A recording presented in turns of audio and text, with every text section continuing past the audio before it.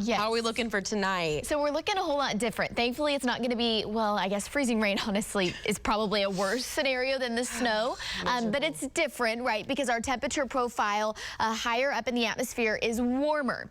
So this is going to start as more of a snow up in the upper layers of the atmosphere. And as it falls, there's going to be a shallow layer of warm air. And as those particles pass through it, that's what's going to give us that freezing rain potential. So I'm sure many of you this morning tuning in for the latest, and I have that for you here. We do have some clouds, really beautiful sunrise here from our downtown camera, and across the country we do have the winter weather watches and winter storm watches and travel advisories now extending all the way from southwestern Oklahoma up into Kansas, portions of Missouri, and winter storm watches across our southeastern viewing area until tomorrow at noontime. So here are the impacts. Of course, slick roads is something that we're really going to be concerned about tomorrow morning. As the precipitation is falling, the surfaces are more than likely going to be below freezing, and they're going to freeze on impact.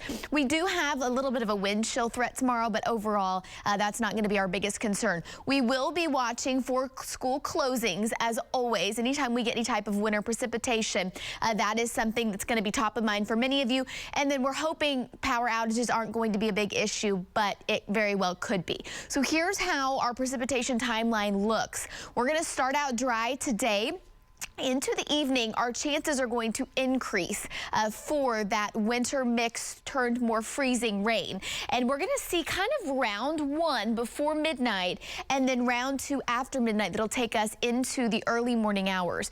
Around 11 a.m. to noon, our temperatures are going to climb above freezing, and we're going to change over to a cold rain. And that's going to be with us throughout the day on Monday. So it's going to be a Monday morning ice potential that we are going to be most concerned about. And remember those spots where we had the winter storm watches versus the travel advisories. That's from McAllister over to Eufaula and Sallisaw.